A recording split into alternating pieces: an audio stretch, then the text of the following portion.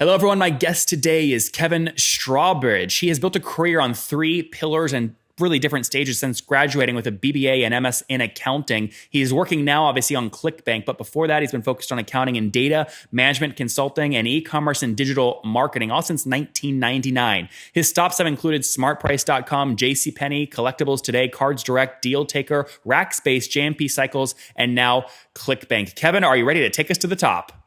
I'm ready. All right, what the hell happened to JCPenney? Well, I think that when somebody decided to stop using coupons for a business that was coupon intense, it pretty much demised the company. But it's also the general retail cycle as well. So, it's really big stores in general. People are gravitating more towards the smaller stores and the more personalized experience that the big boxes just don't seem to provide. I don't remember the name of the CEO, but I know there's a lot of controversy when JCPenney basically got a new CEO backed by some corporate raiders that were coming in for the company. And his big decision was no more discounting. Were you there when he made that decision, or were you gone by then? I was gone by then. So I worked under Alan Questrom, who turned around the company in the early aughts. And then Ron Johnson was the gentleman that came in, later on. It was 2009, 10, 11, 12, that time frame. And he was the one who made the decision. He came from Apple, came from a business that obviously didn't have to discount. And so I think there was just a little bit of a misunderstanding in how, consumers would consume the JCPenney brand. Yeah, JCPenney is not Apple in terms of, being number one in revenue per square foot, right? That's right. All right. Tell us about ClickBank. When did you launch the company? And for those that are not familiar, what's it do? Yeah, ClickBank launched in 1998. It was basically built from the standpoint of how to help entrepreneurs, solopreneurs, infopreneurs get their digital products online in a sellable format and be able to fulfill those easily. So the company's been in business for almost 20 years. Over the course of that time, we've sold about $4.2 billion worth of goods. We've worked with tens of thousands of different entrepreneurs and companies that are selling goods online. And we've really seen an interesting shift in the last couple of years as well, where now about 20% of the products that we sell are physical goods. Oh, so really? As these entrepreneurs have discovered that they could sell an ebook around how to market things or a diet or other types of interesting reading materials, they've discovered that there are physical products that can come into this as well, because they needed something that would stem refunds, stem chargebacks on their products. And when people buy a physical good, it's more tangible. They're less likely to return it, to charge it back. And so when, my example that I always talk about, we have like paleo diets that are on our platform, and we now have companies that sell paleo products that will sell upsells with those paleo digital products as well. So there's a company in Boulder, Colorado called Paleo Valley that sells paleo beef sticks. And it's a great marriage of that physical product of a beef stick together with an ebook that tells you how to live a paleo lifestyle. And so we're seeing more and more of that happen. You said you've done $4 billion in total sales since launch 1999. Was that right? Yes. Over the trailing 12 months, how much in really total volume have you moved, and what percentage of that has been physical versus digital? Yeah, so right now, about 80% of our products are still digital, and about 20% of them are physical. I can't comment on specific numbers because we are a privately held company, but I can say that it's hundreds of millions of dollars of goods that we're selling. Okay, and can I ask you maybe since you don't want to give a specific number there, can I ask you generally about growth rate in terms of volume year over year? Yeah, so for us, year over year, we're growing in the 10 to 15% range. And some of there's been some slowdown there because there are some products that do get into the ecosystem that are products that maybe they're not as strong, or they don't fulfill certain compliance and regulatory pieces, and we end up having to sort of take that out of the system. So there's an ebb and flow that happens in our business in general. But what's interesting, if you look at sort of our core product business, that's definitely growing 20+%. And then there's just some equilibrium that's taking place as we remove some different pieces from the scale. And how do you make money? We make money by basically, we are the merchant of record. So we're essentially selling the product, but we turn around and give back a majority of the money that's earned back to the partners that we work with. So we essentially charge a commission on each one of the sales, and then that funds the different services we provide in terms of being able to deliver the goods and services, being able to handle customer service, managing the payment processing piece with that, handling all the taxes. We take care of all the taxes, and then the attribution that goes out to the digital marketing partners that drive traffic for those products. So we'll make sure that all the affiliate partners are paid out with that. Yep. What is the cut consistent across every vendor in your marketplace, or is it a one-on-one negotiation every single time? So I would say that 80% of the time it's consistent. And then we do have we call them JVs or joint ventures, where specific people will come together and come up with a very specific program they want to work on together. We help to facilitate that. And then we're happy that they do that, because there are nuances within certain products where, a marketer may be able to do something specifically for somebody that's selling a product through us that works better than doing just the generic boilerplate special. And what are the levers? I imagine when you do have a specific, before I ask that question, the 80%, that's pretty consistent. I mean, are we talking a 10% cut, a 50% cut, a 5% cut? What's it generally? I would say that it's probably generally 30 to 50%. We have some that go as high as 100%. I mean, some client partners want to invest in that initial sale and then build on their future sales. Really? So you'll keep, so if I sell a $27 ebook on you and I really want that initial sale from ClickBank as a partner, you'll keep the full $27 and they love it because you gave them a new customer. Well, and we don't necessarily keep the 27. It may go out to a partner that drove traffic to the website for that sale. Sorry, so, my question was for you. I understand the partner model. How do you make money though as a company? Yeah, so we keep a commission on every single one of the sales, basically a fee that we charge through that. And so, on average, I would say that, we're roughly in the, again, it varies by the clients that we work with, but we're anywhere between 7 and 12%. Okay, got it. And is that before they pay the 30 or 50% cut to the affiliate that drove the sale? That's correct. Okay, got it. That's helpful to understand. Now, you've built this amazing marketplace. You know what levers you can pull in terms of putting the placement of this product here or there, or using your list or et cetera to drive additional sales. I imagine you pull those levers when you have a special deal with somebody. What are those levers? Yeah, so the levers that we pull are really looking at how the different clients or customers have interacted with us. So it's email marketing, obviously, is a big piece of that. It's Facebook ads. It's using different types of paid search and SEO, and really targeting based on what the products are that are coming into the market. And so we have a lot of our clients that we work with that will bring a product, they'll bring another product, they'll bring another product, and we're able to target based on how we've seen the performance of those in the past. Okay, interesting. And are you, your email list currently, do you manage your own email list and you'll selectively promote different products based off who you want to, I imagine you're an affiliate in that regard, right? So you basically become an affiliate on your own platform for certain companies. So really it's more, we aren't mailing, the clients that we work with are mailing on that behalf. And we collect all the information through the sales process for them to feed back into their customer management system. So they're mailing out and being able to track that. So in that standpoint, we're not the affiliate. We can help to drive traffic, but when we drive that traffic, we're just driving it straight over to them, not for commission purposes from an affiliate perspective. I understand, but you still will get your 7% cut or whatever you take. Right, because it is a transaction that takes place. And as that transaction takes place, there are services we provide that are related to that, and then we get paid the fees that are associated with it. And I didn't know this, but you're actually managing the hard tech of the actual payment process on the back end. In other words, if I'm on this ClickFunnels product, which Russell has loved using you guys as a lead generator for him. If I click subscribe under the ClickFunnels free sales funnel training webinar, and it's $97 a month, that's going through your payment processor or his? That's going through his. For ClickFunnels, it is going through his. If there's anything that if some people will use ClickFunnels as a way to get somebody to a ClickBank order form page, and once they get there, then that transaction processes through us. I see. But Russell does process his own transactions. I see. Okay, but people can choose to use you if they're not as sophisticated as Russell. That's correct. Okay. And that's what we do. And then that's what you see a lot in our environment is, we're not just a payment processor by any means. We handle the soup to nuts. It's getting the product onto a website, helping to make sure that the marketing gets taken care of, helping to fulfill that product, paying the taxes, handling all the pieces of that. Payment processing is a piece of that. But what you'll see is if you look across all the competitive set within our space, there are some people who can process payments well. There's some who can't. There are some people who can manage affiliate programs well. There's some who can't. We sort of are able to touch all of those pieces and do a seamless activity for that. I don't know how else to ask this question besides just to say how I would feel. If I was you, I would be jealous like hell of Russell Brunson because he uses a platform like yours to really drive initial sales. And now ClickFunnels, right? Bootstrap he just came on the show, they're doing about $5.5 million a month in revenue with, 55,000 paying customers. Why have you ventured at all and said, oh my gosh, I should maybe go build my own software? Well, that's something we're always looking at. First and foremost, we're going to make sure that we're taking care of our clients and their current needs from a true retailer perspective.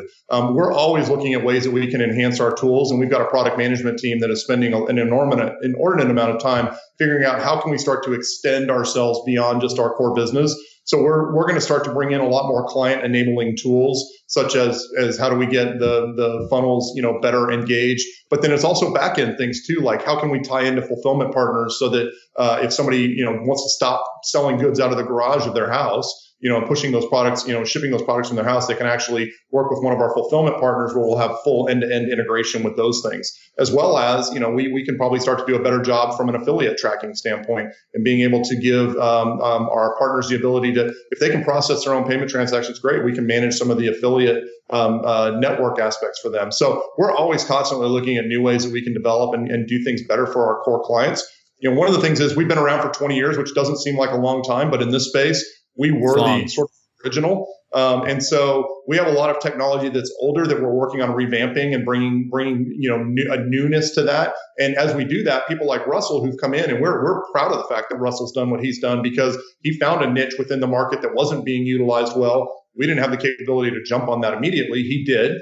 But at that same time, his business will start to become older over time and new entrants will come in, or people like us will continue to revamp and reoperate what we're doing. But I think what we'll see over the course of probably the next 5 years is a lot of those companies really starting to come together in a true partnership format and really starting to be able to make sure that at the end, we're all servicing these clients who want to make sure that they're getting their products front and center with customers who can buy them. What's your team size to date? Right now, we have about a little over 100 people that are working with us, and we're split between two offices. Our primary office is in Boise, Idaho, and then our development and product development is actually in Broomfield, Colorado, just outside of Boulder. Oh, so I didn't even know that. You're actually in the same town as Russell as well. That's right. That's pretty funny. Interesting. There's a lot of people in our space in Boise. It's really kind of one of those niche nuances that I didn't even know about before I started working with the company, that there's just a lot of people around sort of this solopreneur, entrepreneur, funnels, performance marketing that's based out of Boise. That's pretty funny. Now, a lot of my audience, it's B2B SaaS.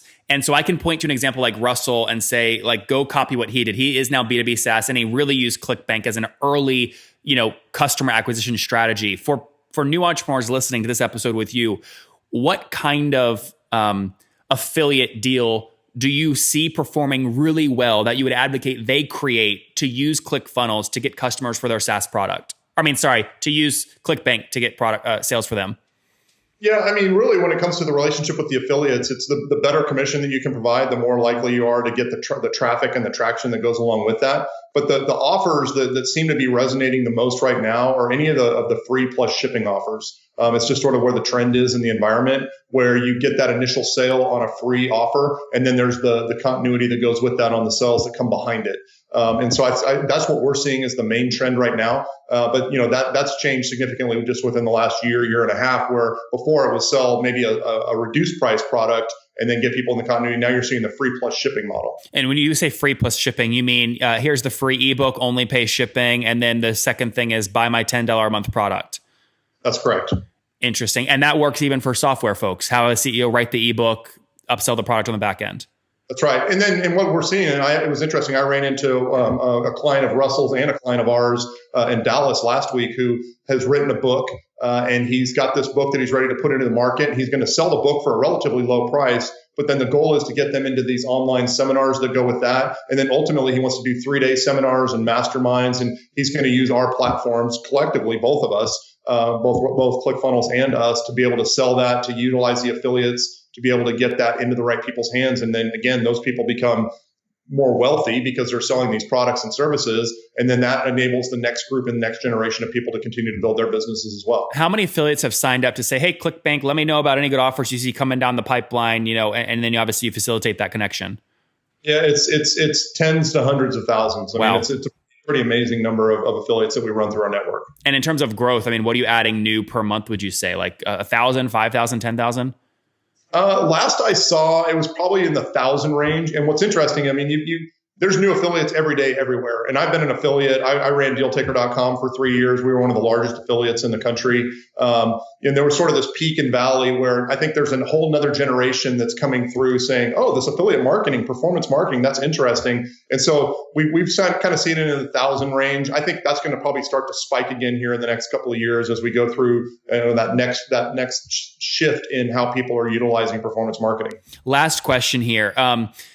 Some people would say, oh, ClickBank, that's where people put like they put shit products there and they make affiliates sell a bunch of crap that doesn't actually exist and they're scamming people.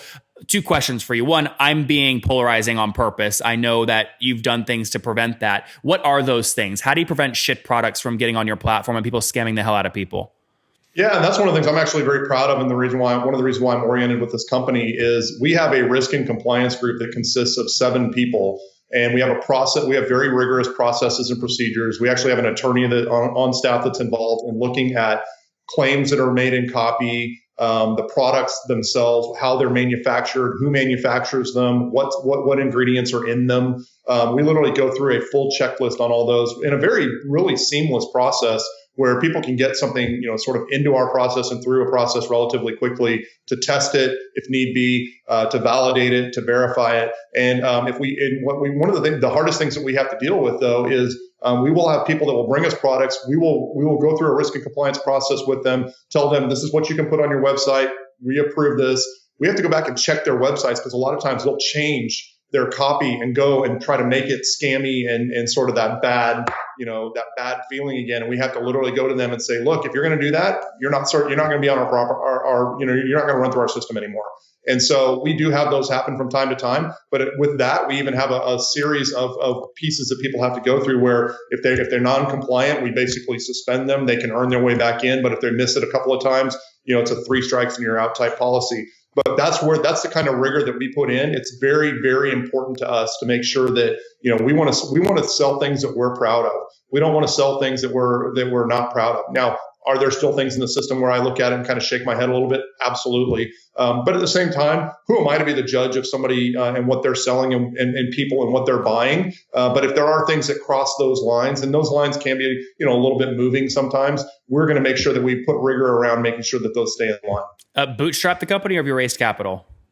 We have bootstrapped. The company was started, like I said, almost 20 years ago with an initial investment from one founder, and we've been profitable ever since. And it's been a good ride for the business. Last question before we wrap up with the famous 5. You have categories listed on the left side of the page. Which one of these categories is the best performing for you in terms of what gets the most traffic from affiliates? Yeah, number 1, health and fitness, hands down. Everybody's looking for a way to make themselves look better or feel better. And then right behind that, I would say is supplements and anything associated with, again, it's that sort of next concentric circle of health and fitness. And then behind that is a lot of the things in terms of how to use the internet to make money, opportunities for people to improve their lives, wellness, those types of things. Makes a lot of sense. Let's wrap up here with the famous 5. Number 1, what's your favorite business book?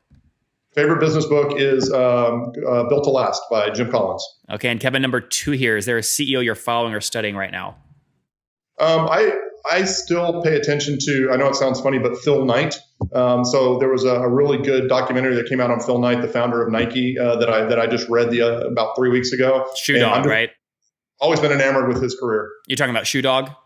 Yeah. Yep. Number 3, what's your favorite online tool? My favorite online tool, my go-to is Google Analytics in terms of I always just have my finger on the pulse of what type of traffic is coming to our site and where it's coming from. Number 4, Kevin, how many hours of sleep are you getting every night? I probably get about 4.5 to 5 hours of sleep every night. Holy, that's little sleep. What's your situation? You married, single, you have kids?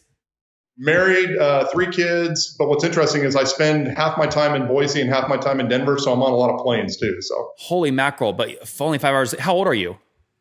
I just turned 48. Holy mackerel. Okay, so 5 hours of sleep each night, 3 kids, 48. Last question. Take us back 28 years. What do you wish your 20-year-old self knew?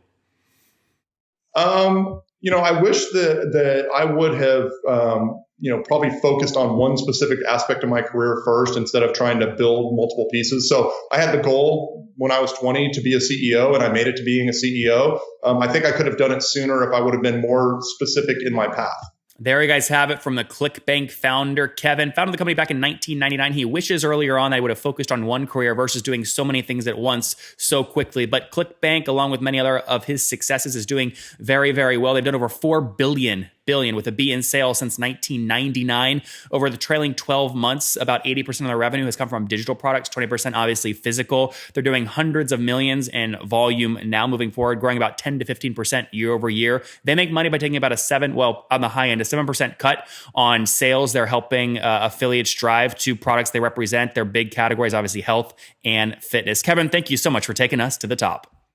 Thank you very much. Appreciate it.